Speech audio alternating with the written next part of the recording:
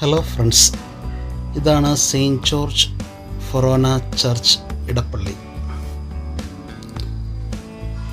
ചുരുക്കത്തിൽ പറഞ്ഞ ഇടപ്പള്ളി പള്ളി എന്ന് പറഞ്ഞാൽ ഇവിടെ എല്ലാവരും അറിയത്തുള്ളൂ.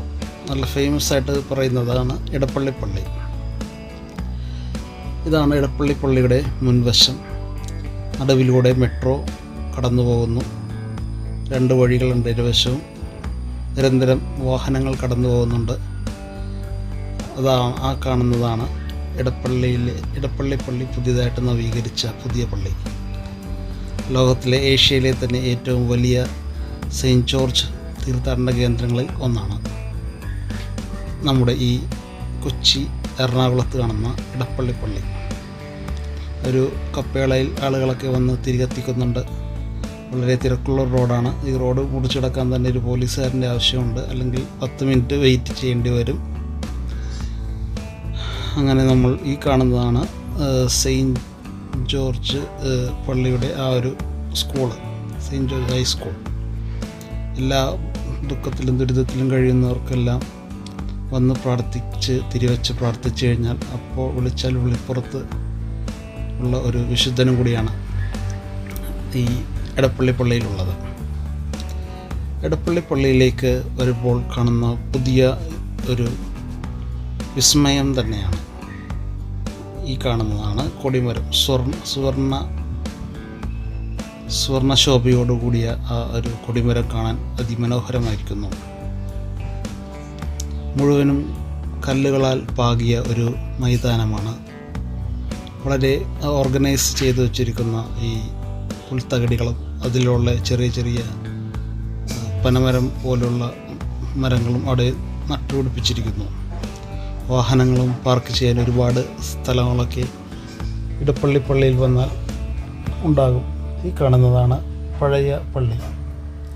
ഏറ്റവും ആദ്യത്തെ പള്ളിയായിരുന്നു 593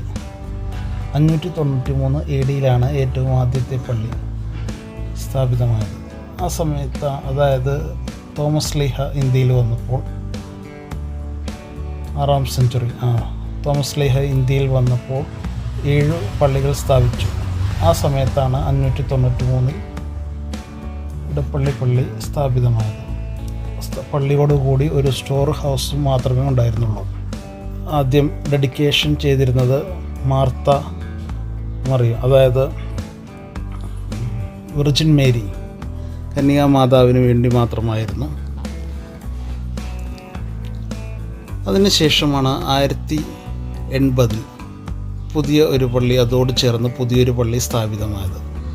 ആ പുതിയ പള്ളിയിലേക്കാണ് മറിയത്തിൻ്റെ ഒരു രൂപം കൊണ്ടുവരികയും പിന്നീട് അത് മറിയത്തിൻ്റെ ഒരു ഡെഡിക്കേഷനായിട്ട് മാറുകയും ചെയ്തത്. അതിനുശേഷം ഞാൻ കാണുന്ന സുവർണ രൂപം മാതാവിൻ്റെ രൂപങ്ങളൊക്കെയുള്ള പള്ളി കൂടിയാണ്. ഒരുപാട് നല്ല റിനോവേഷൻ നടന്നിട്ടുണ്ട്. മാത്രമല്ല നല്ലതായിട്ട് കല്ല് പാകിയിരിക്കുന്നു. ഈ കാണുന്നതാണ് ഫേമസ് ആയിട്ടുള്ള നേർച്ച, അതായത് കോഴിയുടെ നേർച്ച നമ്മുടെ കാര്യസാധ്യത്തിന് വേണ്ടി ഇങ്ങനെ ആളുകൾ ചെയ്യുന്ന ഒരു പതിവുണ്ട്. ആ കോഴികളെയാണ് ഈ കൂട്ടിലേക്ക് ഇട്ടിരിക്കുന്നത്. പിന്നീട് ഇവ ലേലത്തിൽ വയ്ക്കുന്നു. കോഴി മാത്രമല്ല, ആളുകൾക്ക് സ്വർണത്തിൻ്റെ തകിടുകളും അങ്ങനെയുള്ള മുട്ടകളൊക്കെ നേർച്ചകൾ നേരുന്നുണ്ട്.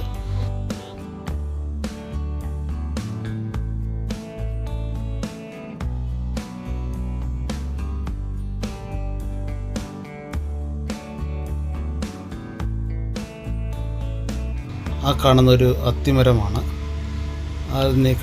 അടുത്തേക്ക് പോകുമ്പോൾ ഒരു വൈദികൻ ഒരു കാറ് വെഞ്ചിരിക്കുന്നുണ്ട്. പിന്നീട് കുറച്ച് ആളുകൾ അവിടെ സെയിൻറ്റ് ജോർജ് ചിത്രത്തിന് മുന്നിൽ തിരികൾ കത്തിച്ച് പ്രാർത്ഥിക്കുന്നുണ്ട്.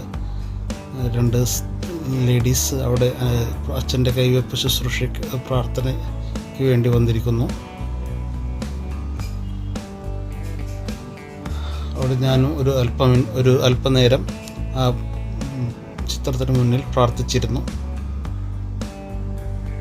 തിരികൾ കത്തിച്ച് വയ്ക്കാനുള്ള സ്റ്റാൻഡാണ് ഈ കാണുന്നത്. ഒരു വലിയ ഒരു സ്റ്റാൻഡ് കൂടിയാണിത്. ആദ്യമേ 2 യുവാക്കൾ ആ പള്ളിക്ക് മുമ്പിലിരുന്ന തിരികളുടെ ആ ഒരു വീണ് കിടന്ന മെഴുകയ്ക്ക് വരച്ചെടുക്കുന്നത് നമ്മൾ കണ്ടിരുന്നു. ഇത് പള്ളിയുടെ ഒരു വലതുവശത്തേക്കാണ് നമ്മൾ വന്നിരിക്കുന്നത്. രണ്ടാമതായിരിക്കുന്ന പഴയ പള്ളി, രണ്ടാമത്തെ പള്ളിയാണ് ഈ കാണുന്നത്. ആദ്യത്തെ പള്ളി റെനോവേറ്റ് ചെയ്ത ഒരു പള്ളിയാണ്. ഇതാണ് ഒരു അത്ഭുത കിണറിലേക്കാണ് നമ്മളിപ്പോൾ അടുത്തുകൊണ്ടിരിക്കുന്നത്. ഈ അത്ഭുത കിണറിൻ്റെ പ്രത്യേകത എന്താണെന്ന് വെച്ച് കഴിഞ്ഞാൽ ഇതിലൊരു പ്രതിരോധ ശക്തിയുള്ളൊരു വെള്ളമാണ് ഇതിലുള്ളത്. ഈ വെള്ളം കുടിക്കുകയോ അല്ലെങ്കിൽ മേത്ത് പുരട്ടുകയോ തളിക്കുകയോ ഒക്കെ ചെയ്തു കഴിഞ്ഞാൽ നമുക്ക് രോഗങ്ങളിൽ നിന്ന് മുക്തി കിട്ടും എന്ന് വിശ്വസിച്ച് പോകുന്നു. ഒരുപാട് അത്ഭുതങ്ങളും അങ്ങനെ സംഭവിച്ചിട്ടുണ്ട്. പതുക്കെ പള്ളിക്ക് അകത്തേക്ക് ഞാൻ കിടക്കുകയാണ്. ഇതാണ് വിശാലമായ മുറ്റമാണ് ഈ കാണുന്നത്. മുന്നിലൂടെ പോകുന്നതാണ് ആ മെട്രോ റെയിൽവേ സ്റ്റേഷൻ്റെ റെയിലിൻ്റെ ആ പാത. ഒരുപാട് സെക്യൂരിറ്റീസൊക്കെ ഈ ഭാഗത്ത് എപ്പോഴും കാണാം. ഫുൾ ക്യാമറ, CCTV എല്ലായിടത്തും ഉണ്ട്. മാത്രമല്ല ഇത് കണ്ട ഇത് ടൈം ടേബിളാണ്. ഓരോ ദിവസത്തെയും ടൈം ടേബിൾ, ഫീസ്റ്റൊക്കെ വരുന്ന ദിവസങ്ങളിലേക്ക് ടൈം ടേബിളും പ്രോഗ്രാംസൊക്കെ ഇവിടെ വലിയൊരു ബോർഡിൽ, വലിയൊരു ഫ്ലെക്സിൽ വച്ചിരിക്കുന്നു. പോസ്റ്റ് ചെയ്ത് കാണാം. ആ ഒരു വലതുവശം നോക്കിയാൽ കാണുന്നതാണ് LP സ്കൂള്. LP സ്കൂളുണ്ട്. അതിൻ്റെ ഓപ്പോസിറ്റ് റോഡിന് അപ്രവശമാണ് ഹൈസ്കൂൾ. ഇത് വേ ഇൻ. അപ്പോൾ പള്ളിയുടെ പുതിയൊരു പള്ളിയിലേക്ക് നമ്മൾ കിടക്കുകയാണ്. Way in. അപ്പോൾ ഇതാണ് പുതിയ പള്ളി. ഈ പള്ളി സ്ഥാപിതമായത് 2001 വിശുദ്ധ ജോൺ പോൾ രണ്ടാമൻ മാർപ്പാപ്പ വന്ന് ഗ്രൗണ്ട് ബ്രേക്കിംഗ്, അതായത് കല്ലിട്ട് ജനുവരി 1-ാം തീയതി തന്നെയാണ് കല്ലിട്ടത്. 2001 ആ പാതയിലൂടെ ഞാൻ പള്ളിയുടെ അകത്തേക്ക് കിടക്കുന്നു. വിശാലമായ പാതകളാണ്. ടൈൽസൊക്കെ കാണാൻ വളരെ മനോഹരമായിരിക്കുന്നു. നല്ല വെള്ള പെയിൻറ്റോടുകൂടിയ സ്റ്റീലിൻ്റെ കൈപ്പിടികളൊക്കെ ഉണ്ട്. വൃദ്ധരായിട്ടുള്ള ആളുകൾക്ക് വരെ എളുപ്പത്തിൽ കയറാവുന്ന രീതിയിലാണ് ഇത് പണിത് വച്ചിരിക്കുന്നത്. അതിമനോഹരമെന്ന് പറയാനുള്ള ഒരുപാട് കാരണങ്ങൾ ഈ പള്ളിക്കുണ്ട്. ഒരു കൊട്ടാര സമാനമാണ് ഈ ദേവാലയം സ്ഥാപിച്ചിരിക്കുന്നത്. കാരണം അത്രയ്ക്ക് ആളുകൾ വന്നു പോകുന്നൊരു ദേവാലയമാണ് ഇത്. ഞാൻ ഇപ്പോൾ വന്നിരിക്കുന്നത് ഒരു ഉച്ച സമയമായതുകൊണ്ട് പൊതുവെ ആളുകൾ ആരും വന്നിട്ടില്ല. രാവിലെയും വൈകുന്നേരമാണ് തിരക്ക് കൂടുന്നത്.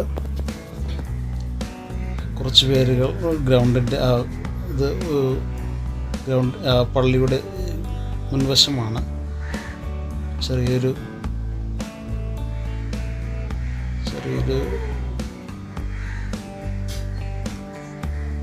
ഭാഗത്തേക്കാണ് നമ്മൾ വന്നിരിക്കുന്നത്. ആ ഭാഗത്ത് നിന്നുകൊണ്ട് എല്ലാവരും പള്ളിയുടെ ഫോട്ടോയും പള്ളിയുടെ ഒരു സെൽഫിയൊക്കെ എടുക്കുന്നുണ്ട് ആളുകൾ. വിശാലമായിട്ടുള്ള ഒരു ദേവാലയമാണ്. ദേവാലയത്തിൻ്റെ മുകളിലായിട്ട് വലിയൊരു കർത്താവിൻ്റെ ഒരു സ്റ്റാച്യൂസും, അപ്പുറവും 2 ബെൽ ടവറും അതിൻ്റെ മുകളിലും ഉണ്ട് 2 സ്റ്റാച്യൂസും. അങ്ങനെ പള്ളിക്ക് അകത്തേക്ക് കയറുവാനുള്ള എൻ്റെ ശ്രമം ഞാൻ നടത്തുന്നു. കുട്ടികൾ ക്യാമറയ്ക്ക് മുന്നിൽ വന്ന് നിൽക്കുന്നുണ്ട്. ഈ പള്ളിയുടെ ടൈൽസൊക്കെ കാണുമ്പോൾ തന്നെ നമുക്കിവിടെ ഒന്നൊന്ന് ചെരുപ്പിട്ട് നടക്കാൻ തോന്നില്ല. അവിടെ ഒന്ന് ഇരിക്കാനും കിടക്കാനൊക്കെ തോന്നുന്ന രീതിയിലാണ്. അത്ര മനോഹരമായിട്ടാണ് ഒരു യൂറോപ്യൻ സ്റ്റൈല് പോലെ നമുക്ക് തോന്നാം. ഇതൊരു കേരളത്തിലെ നമ്മുടെ ഈ എടപ്പള്ളിയിലാണെന്ന് സംശയം തോന്നുന്ന രീതിയിലാണ് ഇതിൻ്റെ രൂപകൽപ്പന ചെയ്തിരിക്കുന്നത്. അതിൻ്റെ ആ ഒരു പിക്ചറൈസേഷൻ വളരെ മനോഹരമായിരിക്കുന്നു. ക്രിസ്തുവിൻ്റെ ഒരുപാട് കാര്യങ്ങളൊക്കെ കൊടുത്തിട്ടുണ്ട്. ഓരോ സ്റ്റോറീസ്, ബൈബിൾ സ്റ്റോറീസൊക്കെ ആലേഖനം ചെയ്തിട്ടുണ്ട്.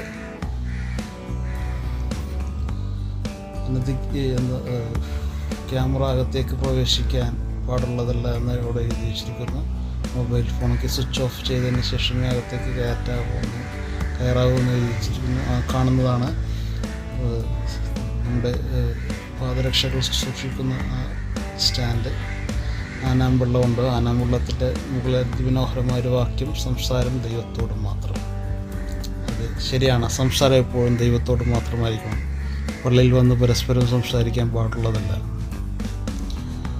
ഇത് പള്ളിയുടെ വലതുവശത്തുള്ള ഇടനാഴിയിലൂടെ ഞാൻ സഞ്ചരിക്കുമ്പോൾ കാണുന്നതാണ്. താഴേക്കൊരു വഴി, താഴെ ഒരു പുൽത്തകടിയുണ്ട്.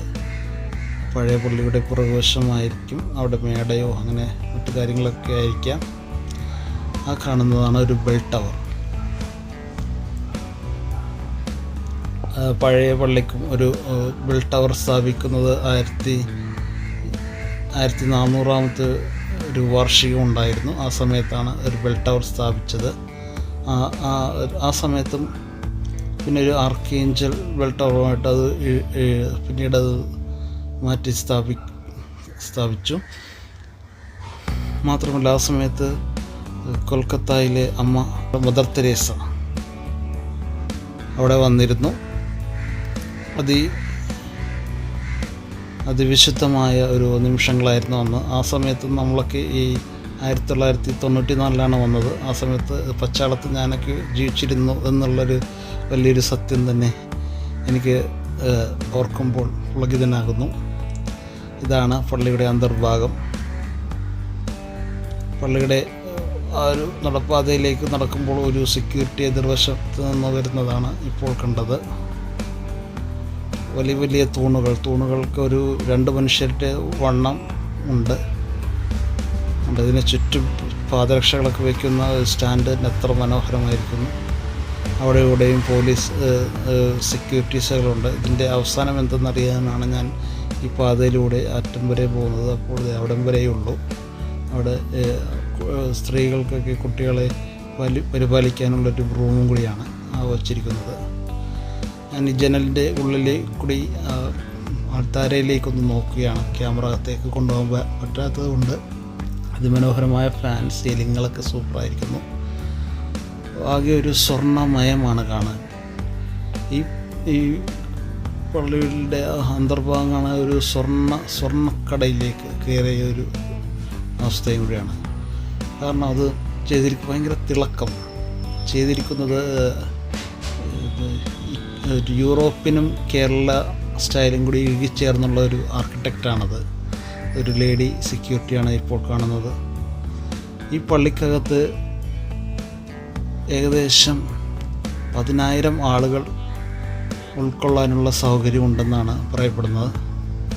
ഇനി ഞാൻ അത് പള്ളിയുടെ വലതുവശത്ത് കാണുന്ന ആ ഒരു ബെൽ ടവർ എങ്ങനെയുണ്ട് എന്ന് നോക്കുവാനായിട്ട് ഞാൻ പടവുകൾ ഇറങ്ങി ചെന്നു. അതിമനോഹരമായിട്ടുള്ള തൂണുകളാൽ ചുറ്റപ്പെട്ട ഒരു ബെൽ ടവറായിരുന്നു. എല്ലായിടത്തും വെള്ള കളറിലെ പെയിൻ്റായിരുന്നു. ആ തൂണിൻ്റെ പോലും ഒരുപാട് ചിത്ര യോഗ്യമായതായിരുന്നു. ആ കറുത്ത ഡോട്ടായിട്ട് കാണുന്നതാണ് ബെല്ല്. ഇത്രയും ഉയരം ഉണ്ട് എന്നാണ് നമുക്ക് ഇതിൽ നിന്ന് മനസ്സിലാക്കേണ്ടത്. വലിയൊരു ബെല്ലാണ്, ചെറുതല്ല. ഒരു വലിയ തൂണിൻ്റെ ആ ഏറ്റവും താഴത്തെ ഭാഗത്തിൻ്റെ അത്രയും വലിപ്പം തന്നെയുണ്ട് ആ ഒരു ബെല്ലിന്. നല്ല വലിപ്പമുള്ളൊരു ബെല്ലാണ്. ഞാൻ വീണ്ടും മുകളിലേക്ക് കയറി. പള്ളിക്ക് ഉള്ളിൽ ചെന്ന ഒരു മിനിറ്റെങ്കിലും ഇരിക്കാൻ മുട്ടുകുത്തിയിരുന്നൊന്ന് കാര്യങ്ങൾ പ്രാർത്ഥിക്കാമെന്ന് കരുതി അകത്തേക്ക് ഞാൻ കടന്നു.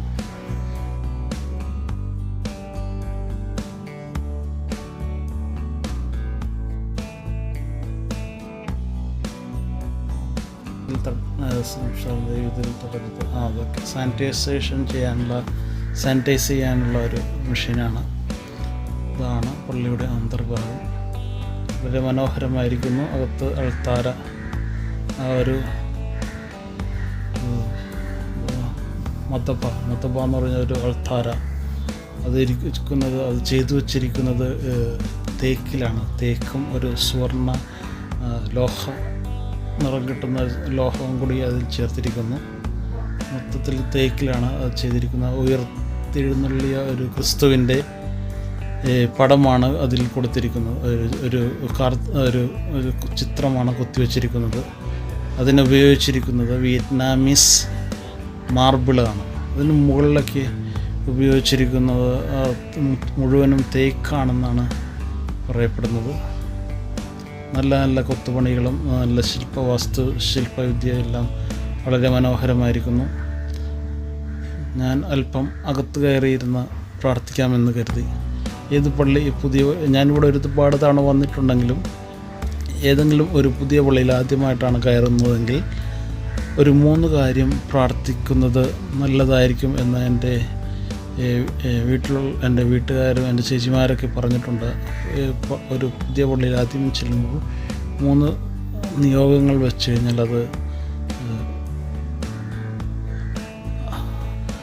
അത് സാക്ഷാത്കരിക്കും, അത് സംഭവിക്കും എന്നുള്ളൊരു പ്രാർത്ഥനയും കൂടി ഇതിൽ നിന്ന് ഞാൻ ഓർമ്മിക്കുന്നു. കാരണം ഈ പള്ളിയിൽ എല്ലാ വർഷവും വരുന്നത് 5 മില്യൺ ആളുകളാണ്. 5 മില്യൺ എന്ന് പറയുമ്പോൾ 1 മില്യൺ എന്ന് പറയുമ്പോൾ 10 ലക്ഷം. 5 മില്യൺ 50 ലക്ഷമാണ് ഒരു വർഷം ഇന്ത്യയിൽ പല ഭാഗങ്ങളിൽ നിന്നും മാത്രമല്ല മറ്റു വിദേശങ്ങളിൽ നിന്നും വരുന്ന തീർത്ഥാടകരുടെ എണ്ണം. ജാതിയോ മതമോ ഒരു വ്യത്യാസവും ഇല്ലാതെ ആർക്ക് വേണമെങ്കിലും വന്ന് പ്രാർത്ഥിച്ച് അനുഗ്രഹം വാങ്ങിച്ചു കൊണ്ടുപോകാവുന്ന ഒരു ദേവാലയം കൂടിയാണ് ഈ സെയിൻറ്റ് ജോർജ് ഫൊറാന ദേവാലയം, കത്തോലിക്ക ദേവാലയം. പള്ളിക്കകത്തുള്ള ആ ഒരു കാഴ്ച എന്നെ ഹഠാത്ത ആകർഷിച്ചു.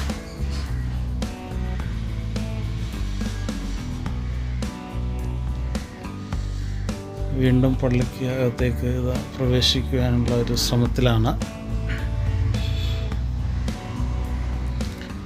എന്നാലും പുറത്തു നിന്നുള്ളൊരു വീഡിയോ എടുക്കുവാനുള്ള ഒരു സെൻട്രൽ പൊസിഷനിൽ നിന്ന് എടുക്കാനുള്ള ശ്രമത്തിലായിരുന്നു ഞാൻ. പള്ളിക്ക് ചുറ്റും അപ്പുറമൊക്കെ ഉള്ള ഒരു പിക്ചറൈസേഷൻ എന്താണെന്ന് വെച്ച് കഴിഞ്ഞാൽ നമ്മുടെ ആദ്യ അനുസരണക്കേടെന്ന പാപത്തിൻ്റെ ഒരു പിക്ചറൈസേഷൻ ഉണ്ട്. മാത്രമല്ല ആർക്ക് ഓഫ് നോഹയുടെ കപ്പലിൻ്റെ ഒരു പിക്ചറൈസേഷനുണ്ട്. പിന്നീടുള്ളത് ആദ്യത്തെ ഒരു മരണം സംഭവിക്കുന്ന, അതായത് കായേനും ആബേലും തമ്മിലുള്ളൊരു പിക്ചറൈസേഷനും ഈ പള്ളിയിൽ കൊടുത്തിട്ടുണ്ട്. ഇനി ഇടതുവശത്തുള്ള ആ ഒരു ഇടനാഴിയിലൂടെയാണ് ഇപ്പോൾ സഞ്ചരിച്ചുകൊണ്ടിരിക്കുന്നത്. ഇതും മനോഹരമായിരിക്കുന്നു. ക്രിസ്തുവിൻ്റെ ജീവിത അനുഭവങ്ങളും ജീവിത കഥയുമൊക്കെ ആ ഒരു പിക്ചറൈസേഷനെ ചെയ്ത് ഒരു ചിത്രീകരിച്ച് കൊടുത്തിട്ടുണ്ട് പല ഭാഗങ്ങളുമായിട്ട്. ഇത് കാണുന്നതാണ് രണ്ടാമത്തെ ബെൽ ടവർ. ഈ വശങ്ങളിലുമുള്ള ബെൽ ടവറും അതിന് മുകളിലുള്ള സ്റ്റാച്യൂസും നമ്മൾ പള്ളിയിൽ കയറുന്നതിന് മുമ്പ് തന്നെ കണ്ടതാണ്. അപ്പോൾ ഇതിൻ്റെയും അറ്റത്ത് എന്തായിരിക്കും എന്നറിയാനുള്ളൊരു ആകാംക്ഷയിൽ, ഒരു ജിജ്ഞാസയിൽ ഞാൻ പോയി കണ്ടു. അവിടെ അത്രയും ഉള്ളൂ. വീണ്ടും തിരിഞ്ഞ് ഞാൻ അവിടേക്ക് നടന്നു. ഈ പള്ളിയിൽ തന്നെ ഈ ദേവാലയത്തിൽ വിശുദ്ധ ജോൺ പോൾ സെക്കൻഡ് വന്നിട്ടുണ്ട്. പിന്നെ 1400-ാമത്തെ ഒരു ആഘോഷ ചടങ്ങിൽ ആനിവേഴ്സറിയിൽ മദർ തെരേസ ഓഫ് കൊൽക്കത്തയും വന്നിട്ടുണ്ട്. APJ അബ്ദുൽ കലാം വരെയും ഈ ദേവാലയം സന്ദർശിച്ചതായി പറയുന്നു. 141 അടി ഉയരമാണ് ഈ ദേവാലയത്തിനുള്ളത്. മാത്രമല്ല 88,000 സ്ക്വയർ ഫീറ്റിലാണ് ദേവാലയം നിർമ്മിച്ചിരിക്കുന്നത്. 2001 കല്ലിട്ട ഈ ദേവാലയത്തിന് ജോൺ പോൾ മാർപ്പാപ്പ കല്ലിട്ട ഈ ദേവാലയം 2015 ആയപ്പോൾ എല്ലാ പണികളും പൂർത്തിയായി. ഇനി ദേവാലയത്തിന് പുറത്തുകൂടി താഴേക്ക് പോകുന്ന ഭാഗമാണ്. ആദ്യം നമ്മൾ വേ ഇൻ ആണെങ്കിൽ ഇത് വേ ഔട്ടാണ്. അതിമനോഹരമായിട്ടുള്ള ഈ വേ ഔട്ടിൽ നിന്നൊരു സെൽഫി എടുക്കാമെന്നുള്ളൊരു ആഗ്രഹത്തോടു കൂടി മുഖത്തെ മാസ്ക് മാറ്റി ഞാൻ എൻ്റെ സെൽഫി എടുത്തു. അല്പം ചൂട് കാലമായതുകൊണ്ട് വെയിലത്തൂടെയുള്ള ഈ സഞ്ചാരം വെയിലത്തിരിക്കുമ്പോഴും പള്ളിയുടെ ആ ഒരു സൗന്ദര്യം കൂടിക്കൂടി വന്നുകൊണ്ടിരിക്കുന്നു. താഴെ ഞാൻ ഇറങ്ങി വരുന്നു. താഴെ കാണുന്നത് ഒരു ചിംതേരി ഉണ്ട്. നമുക്ക് ദേവാലയത്തിൻ്റെ മറുവശത്ത് ദേവാലയത്തിൻ്റെ ആ ഒരു സെൻട്രൽ ഭാഗത്താണ് ചിംതേരി. അവിടെ പണ്ട് പള്ളി സ്ഥാപിക്കുന്നതിന് മുമ്പ് തന്നെ ഉണ്ട്, പുതിയ പള്ളി സ്ഥാപിക്കുന്നതിന് മുന്നേ ഉണ്ട്. പക്ഷെ അത് അതേപോലെ തന്നെ പ്രിസർവ് ചെയ്തുകൊണ്ട് വീണ്ടും അതിന് മുകളിലൂടെയാണ് ഈ പുതിയ ദേവാലയം പണിതിരിക്കുന്നത്. ഈ കാണുന്നതാണ് ആ ഒരു ചിംതേരി എന്ന് ഞാൻ പറഞ്ഞത്. പിന്നീടാണ് ആദ്യം ഈ ദേവാലയം മാതാവിൻ്റെ പേരിലായിരുന്നെങ്കിലും പിന്നീട് അത് വിശുദ്ധ ഗീവർഗീസ് പുണ്യവാളൻ്റെ പേരിലേക്ക് അത് ഡെഡിക്കേഷൻ വരികയും ചെയ്യുകയുണ്ടായി. മാത്രമല്ല ആ സമയത്താണ് ഗീവർഗീസ് പുണ്യവാളൻ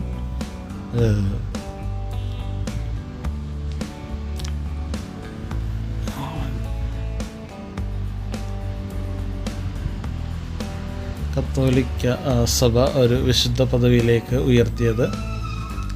ഈ കാണുന്നതാണ് ആ ഒരു ചിംതേരി. നല്ല അതിമനോഹരമായിട്ടുള്ള പൂക്കൾ വളരെയധികം സൗന്ദര്യം തരുന്നു. ചെത്തിപ്പൂക്കളാണ്. ഇതിൻ്റെ മനോഹാരിതയിൽ അല്പനേരം ഞാൻ ലയിച്ചു പോയി.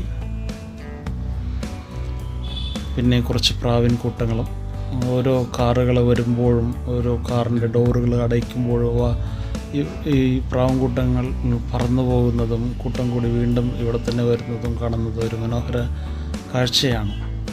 പറന്നു പോകുന്നത് നല്ല ഒരുമിച്ചിങ്ങനെ ബഹളം ഉണ്ടാക്കി പോകുമ്പോൾ നമ്മുടെ അറ്റൻഷൻ അതിലേക്ക് കൊണ്ടുവരും. ദേ പോകുന്നു. അതിനുശേഷം എനിക്കൊരു അല്പനേരം ചിംതേരിയിലിരുന്ന് പ്രാർത്ഥിക്കുക ഒരു മോഹമുണ്ടായി. കാരണം ഒരിക്കൽ നമ്മളെല്ലാവരും വരേണ്ട ഒരു സ്ഥലവും കൂടിയാണ് ഈ ചിംതേരി. ചിംതേരി കാണുമ്പോൾ ഒരു പ്രത്യേക ഒരു ആത്മീയ ഉണർവും നമുക്കൊരു സമാധാനവും ലഭിക്കുന്ന ഒരു അവസരവും കൂടിയാണ്. ഞാൻ ഈ ചിംതേരി കണ്ടപ്പോൾ എനിക്ക് ഇവിടെ അടക്കം ചെയ്ത ആത്മാക്കളോട് ഒരു ചെറിയൊരു അസൂയ ഉണ്ടായി. കാരണം ഇത്രയും വലിയൊരു ദേവാലയത്തിൽ വന്ന് അത് അവിടെ അടക്കം ചെയ്യപ്പെടാൻ അവരുടെ ശരീരങ്ങൾക്ക് ഭാഗ്യം ഉണ്ടായല്ലോ എന്നൊരു കാര്യം ആലോചിക്കുമ്പോൾ അല്പം അസൂയ തോന്നുന്നു.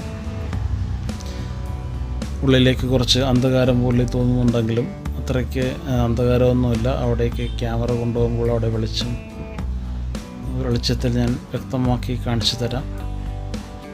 ആദ്യമേ ഞാനൊന്ന് പോയി നോക്കുകയാണ്. അവിടെ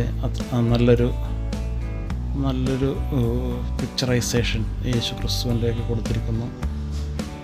ഇവിടെ ഒരാൾ മാത്രം ആ മൂലയ്ക്ക് അവിടെ ഇരുന്ന് എന്തൊക്കെയോ ഒരു അറേഞ്ച്മെൻറ്റ്സും ക്ലീനിങ്ങും ചെയ്തുകൊണ്ടിരിക്കുകയാണ്. വേറെ ആളുകളൊന്നും അധികം വന്നു തുടങ്ങിയിട്ടില്ല.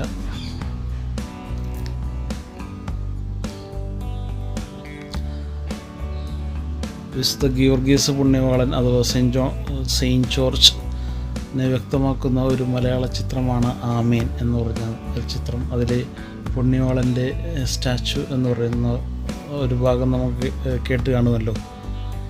അതായത് സെയിൻറ്റ് ജോർജിൻ്റെ സഹദ statue, saint George Mar Geevarghese പുണ്യവാളൻ്റെ സഹദ എന്നും ഇത് അറിയപ്പെടുന്നു.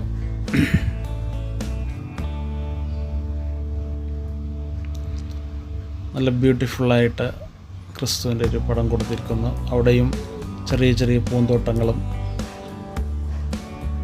ഒരു ചിംതേരി അല്ലെങ്കിൽ ഒരു ശ്മശാന മൂകത പോലും ഒന്നുമില്ല. നല്ല മനോഹരമായിട്ടാണ് അത് അലങ്കരിച്ചിരിക്കുന്നത്. ഒരു ബോർഡും കാണാം. ഇതാണ് കുറച്ച് അകലെ നിന്നെടുത്തിരിക്കുന്ന ആ ഒരു ദേവാലയത്തിൻ്റെ ഒരു രൂപം. എത്ര മനോഹരമായിരിക്കുന്നു ആ കാഴ്ച.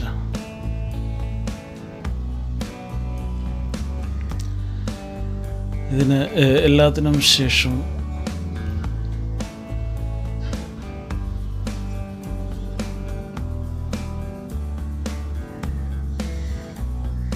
ഇത് നമ്മൾ ആദ്യമേ കണ്ട കൊടിമരം തന്നെയാണ്. വീണ്ടും ഒന്നുകൂടെ ഇതൊക്കെ ഒന്ന് ആസ്വദിക്കാനുള്ള ഒരു ആഗ്രഹം കൊണ്ട് ഞാൻ വീണ്ടും ഇത് ഇവിടെ എല്ലായിടത്തും ഓരോ സെക്യൂരിറ്റീസിനെ നമുക്ക് കാണാൻ സാധിക്കും.